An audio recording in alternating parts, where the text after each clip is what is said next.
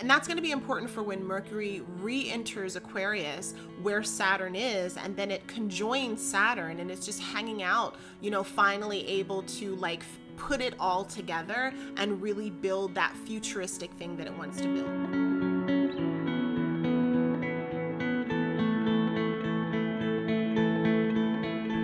Aloha everybody and welcome to the Wild Wahine. This is Kaylani and this is your Astro Forecast. It's the very first Astro Forecast for this year. I hope you had a wonderful new year and I hope you're looking forward to what this new year has to bring for you. And I'm just going to give a little plug here at the beginning of the video. I am doing a Astro Forecast of 2022. It's essentially going to be covering all the major transits of 2022. So if you would like to work with the energy, the astrological energy, the planetary energy of 2022, make sure that you follow the link below and sign up for the workshop. It's going to be January 9th at 1 p.m. Hawaii Standard Time. If you do or are not able to make it live, you definitely can still purchase the replay.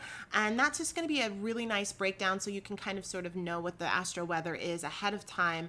I'm still going to be doing week to week. I'm also going to be opening up a membership group that I'm really excited about. And of course, we have our Wild Wahine Club on Clubhouse where we do like a lot of interactive conversations about spirituality and tarot and astrology, and we do readings and all kinds of fun stuff. So that's a really wonderful space for us to be in. So all of those things are happening, other things are happening, and I'm really excited to be able to share that with you. So definitely make sure you look at all the information in the comments below and that information so you can get on that, because that's going to be like really essential for you to kind of like know what's going on in 2022. So with that being said, let's jump in, and we're going to jump in but also jump back, kind of sort of like Venus, which is retrograding, and then Mercury, which will be retrograding as well. We're going to jump back a little bit to the weekend. We started off the new moon in Capricorn really talking about how we're building things. Like, what is it that we're putting together? What are we creating that's going to be foundational really for the first quarter of 2022? And that's pretty much like essentially the main thing that's happening. Like, this whole week is really just a Capricornian week. It's a very Saturnian type of situation that we have going on. And whenever we're dealing with Saturn, we're talking about things that we're building, things that we do incrementally over time, things that take time, and things that we're just restructuring too. Now, there's a whole lot of activity that's happening in the Capricorn placement of your chart. And so it's really important for you to kind of sort of know that. That's where this Venus retrograde is happening. And if you haven't heard me talk about that or haven't watched the Venus retrograde video, I'll make sure to link it above and also below for you to make sure you just check that out, because it kind of sort of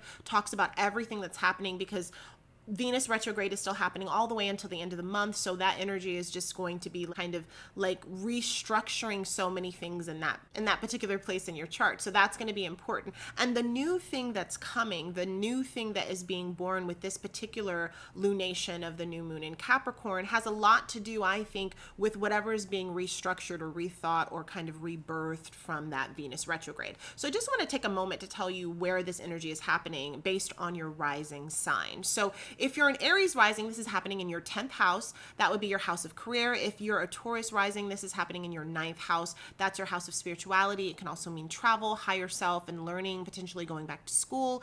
Gemini, it's in your 8th house. So that's the house of death and rebirth. That's also the house of transformation, of a place where you have shared resources or you're sharing things with someone else. Cancer, that's happening in your 7th house. So this is your house of relationships, partnerships, as well as open enemies or people who openly oppose you. If you're a Leo, this is happening in your 6th house of health and wellness, also animals, also anything that has to do with those who you work with or work that you do. It can be like your side hustle or whatever. So that's happening there. For Virgos, this is happening in your 5th house. So this is happening in a place that is creative for you, a place where you're creating something, might have something to do with children, something that you're birthing, a place where there's pleasure and fun, and that's where it's happening for you.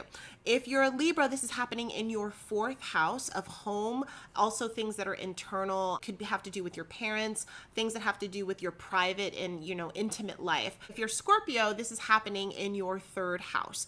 And so this is siblings, this community, business, learning a new skill set, taking like small, short courses, how you're kind of structuring things and organizing things, your general like flow of everyday life. If you are a Sagittarius, this is happening in your second house of finances and material wealth and gains. Those things, that your assets, the things that you have that like mean something and they're tangible to you. If you're a Capricorn, this is happening in your first house of self. So this is like who you are, how you look, your appearance, how you're restructuring perhaps like your person, your personality, and all of those types of things. If you are an Aquarius, this is happening in your 12th house. So it's a little bit more hidden. It's a little bit more secluded away from everyone else. This a lot of times has to do with things that are ending or potential losses that you're having.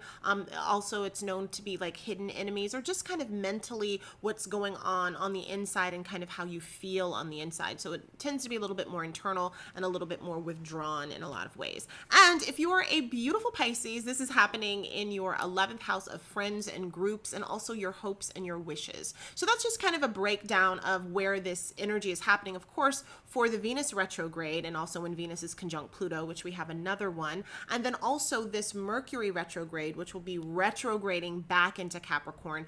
That is also the place where that's going to be hit, as well as this new moon, which was the new moon in Capricorn, all happening in this place. So like I said, like for this week and really for the next couple of weeks, our Capricorn house is going to be like lit up and all things Saturnian are going to be really important in our lives. So we also had on the second, Mercury moved into the sign or ingressed into the sign of Aquarius. So it left Capricorn, moved into Aquarius. Now, Mercury is about to station retrograde. Right now it's stationing. It's starting to slow down a little bit. It will station retrograde on the 13th.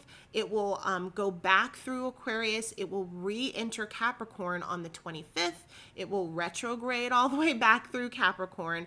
And then it will station direct on February 3rd, go direct through Capricorn, and then re-enter Aquarius on February 15th, and it'll be there until March. So we're really talking about Mercury being in Saturn ruled signs for essentially 3 months. You know, that's what we're looking at. And so I think that's really deeply important, especially if you're a business person, especially if we're talking about communication and talking about things, because we have Mercury in this place of Saturn ruled signs where it's going to be a little bit more serious, where we're really using our communication to be concrete, where we're really working things out, because that's kind of what a Mercury retrograde is. This starts off the year with the first of Mercury retrogrades, and that's going to be kind of important. We actually have 4 this year, and our last Mercury retrograde is also going to be happening in the sign of Capricorn. But this one is the first one, and I think it's going to be an impactful one, and it's going to, set up and structure a lot of things for us in a very positive way. So I'm actually not looking really at this Mercury retrograde as being like,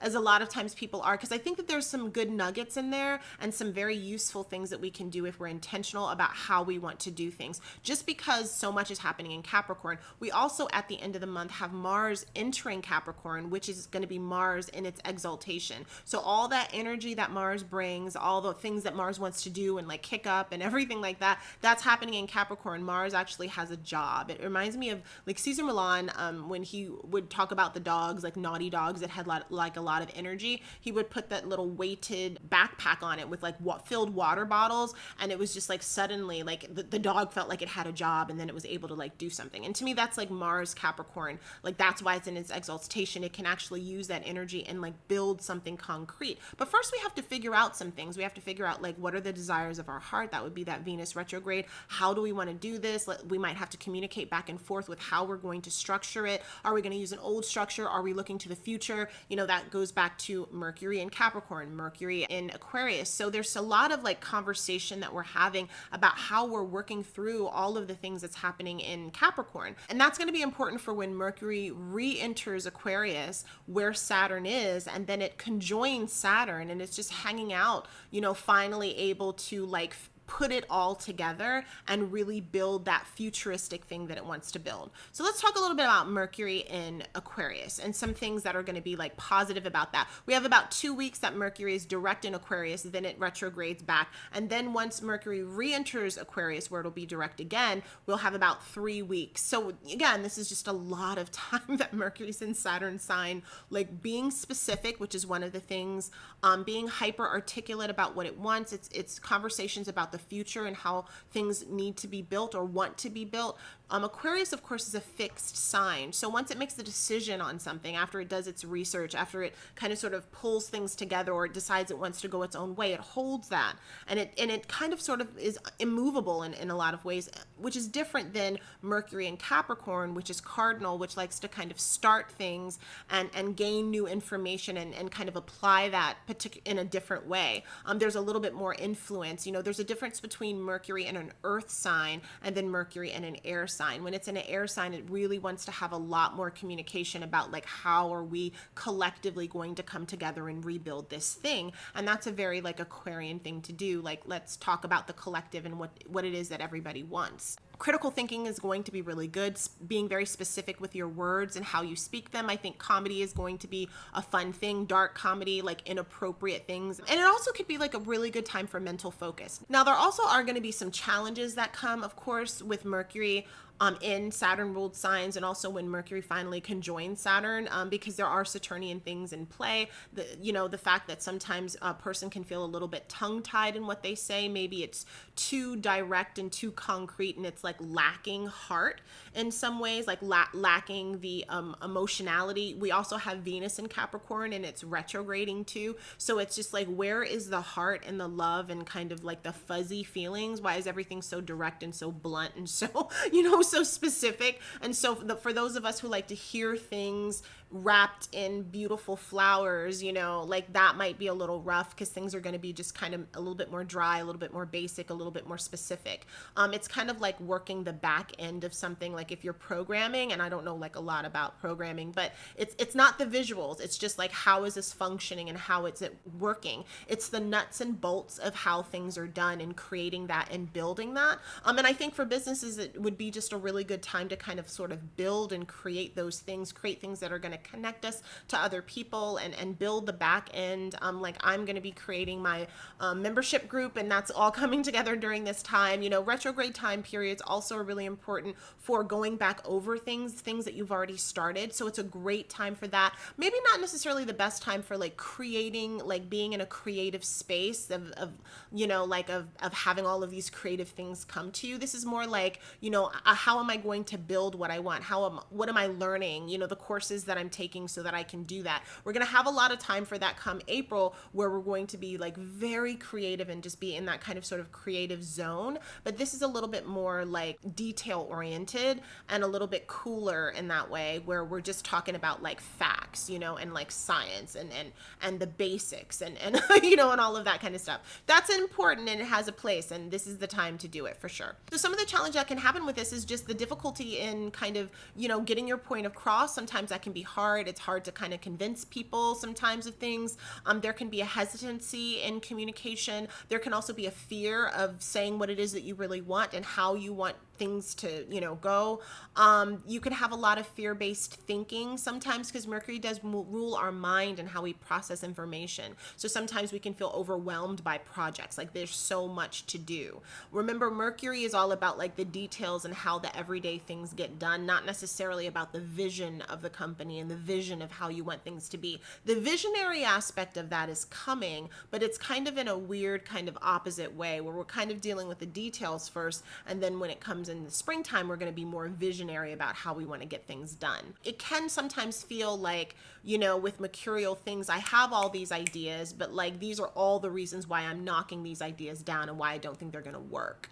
So in that way, it can be a little like glass half full, a little bit more negative, a little bit more editing and being your own editor in a way, and editing your ideas and editing like other people's ideas. So that can feel a little challenging too. But I do feel like it has this kind of like interesting, like kind of Luke Skywalker, which is interesting because Luke Skywalker is definitely a mercurial figure. Like literally Mercury walks between the worlds of the heavens and the earth and the underworld. So like this Luke Skywalker kind of mercurial type figure, like when he meets like his father, which is that like Saturnian kind of cold, Darth Vader type of figure, and like this is kind of like Mercury and Aquarius right now, like, okay, like I'm ready to like go confront, Saturn, and Mercury gets very close to Saturn in the next couple of weeks, but then within 3 degrees, it like retrogrades back and then goes back into Capricorn as if it has to go back for something. Like it just found out that, you know, he was the father, and then he got like his I hope this is not spoilers, because you guys for sure should have already watched this by now, but you know, he loses his arm and then he goes back, and then he's like, got it, you know, it's like, oh my gosh, how come nobody told me, Yoda, you didn't tell me that he was my father? And it's like, you have to go back to another Saturnian figure, which is, you know, a Capricornian figure, which feels a little bit more like the mother, because Capricorn is a feminine sign, to get more, like, to get a little bit more comfort, a little bit more support, learn about the force and all of that, right? And then after he does that, he's able to come back and confront the father. And so we'll see that when, you know, Mercury goes back into Aquarius and it conjuncts Saturn, finally being able to face the father, and then saying like, come on, come with me. Like I actually am strong enough to pull you to the light as opposed to you pulling me to the dark side. So I'm wondering, like, I was thinking about that. I was like, oh, it just seems like it might have that quality. Not saying that like we're going to go to the dark side or be tempted by it, but I mean, you know, Venus is conjunct Pluto, so anything's possible. But seriously, it does have that quality. Like, I really thought I was ready to do something. Let's do it. And then it's like, wait, I wasn't ready. The rug maybe got a little snatched out from under me. I need to go back and relearn things. I need to have more information. I need to, like, you know, figure out what I want to do. And then I'll be able to come back out. And then I'm ready to take it and kind of ground it and then kind of tell everybody about it. So I just want you to know that it's going to feel like some really interesting back and forth kind of energy. And I just want to give you the heads up for that. So we have the Sun conjunct Venus, which is retrograde in the sign of Capricorn. And that is going to be happening January 5th through the 13th. So we're going to feel this energy all throughout this time period. It will be exact conjunction between the Sun and Venus on the 8th. Now, the Sun and the Venus are also going to be sextiling Neptune in Pisces, which is going to give us a lot more of imagination. We'll have a little bit of that creativity, which I think can be helpful to some of the things that we're trying to ground with Mercury, you know, transitioning back and forth between Capricorn and Aquarius. But for the most part, because Venus is retrograde, it's shining a light on whatever it is that's happening in that part of your chart that is reworking itself. So typically Sun-Venus conjunctions, especially if it's cazimi, could be like very beautiful. It can be a time where, you know, the light is shown on all things Venusian, where people are coming together. It can be a very creative time. It can be a time where people are really having heart-to-heart communication and talking about things and clearing things and, you know, coming together and really just like luxuriating in connections that they have. So it can be a really beautiful time typically to connect with someone and to like take things to another level. Now, Venus is retrograde though at this point. So with Venus being retrograde and with the Sun and Venus being in Capricorn sign, which is not really a strong place for Venus and not necessarily a strong place for solar things, and with Venus retrograde, there tends to be a little bit more maybe light shown on things that need to be fixed. So this might have more of a fixer energy, or a like, let's look at the bright side of things type of energy, or maybe a how are we reworking the things that need to be kind of resolved in our lives. You know, let's put the focus and the energy and the effort on reworking those things. How can I have more self-discipline in my everyday life so that I can tap into the Venusian things that I typically like to, which is hard to do when, you know, I don't have a lot of self-discipline. Because that's one of the things about Saturn ruled signs. A lot of times it's really calling us to be more disciplined with ourselves, to have more boundaries in terms of our energy, in terms of our output and what we do with other people. I think that there's a lot of self-love that can happen during this time, feeling good about yourself. There can be a lot of things, that acts of kindness that you do towards others that are, or an acts of kindness that you kind of sort of also do towards yourself that are important. A lot of times it can be creative work, focusing on creative work that's a little challenging.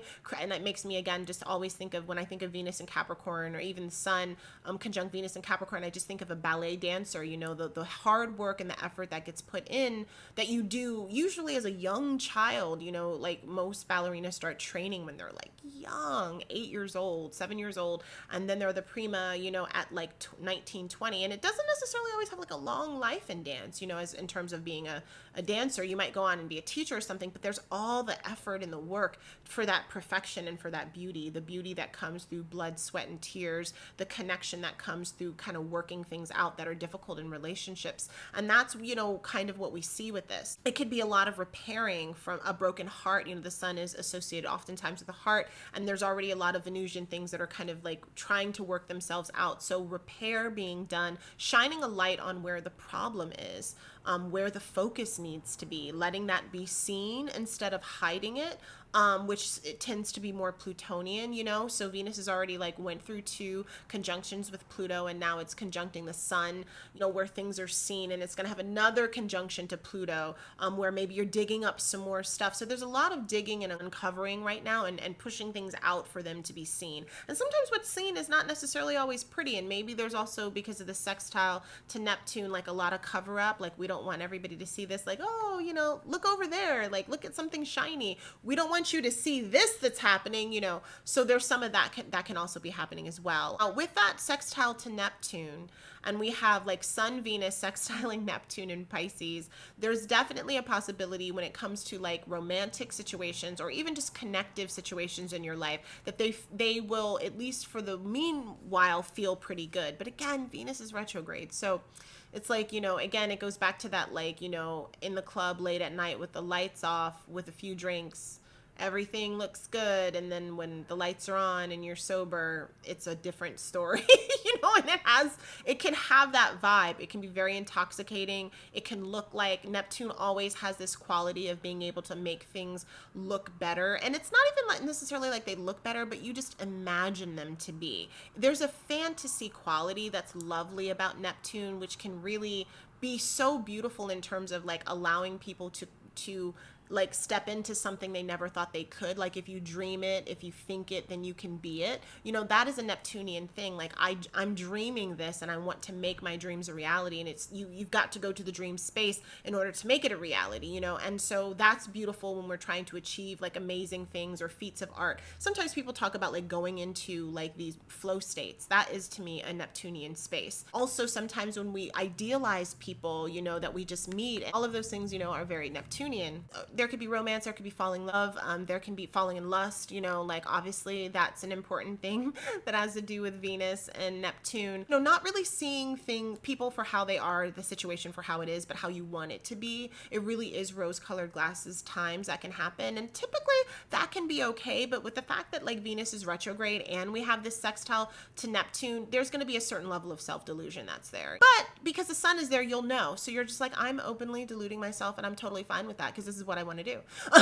So, that's fine. Like, if you're aware and you know what you want to do, then, you can go ahead and go do that. But I think there's also like a really romantic quality, and I never want to take away from the fact that romance is beautiful, and, like repair, because of that Venus retrograde a lot of times can be about repair. You're letting go of the things that are not working, or you repairing the things that are working, and the beauty and that can come from the repair. And sometimes, you have to kind of go to this imaginal liminal space in order to like for things to work out for you to see, you have to see the outcome as opposed to like the everyday grunt of what you're doing. And that's what throws you into, putting in the work. I'm thinking that a lot of times, a lot of artists just in general, they'll look at the finished, beautiful work and say, well, that's what it's going to be. But you keep looking at what the end goal and how beautiful that is and how you want to be that. And then you keep striving because you know that there's a certain amount of work that comes from being that, and that can be anything. That can be in your life. That can be like on a global scale, like the work that we have to put in to make sure that everything is okay. Where we are right now, we're not happy with. Clearly, what's going on in the world right now with everything, with Rona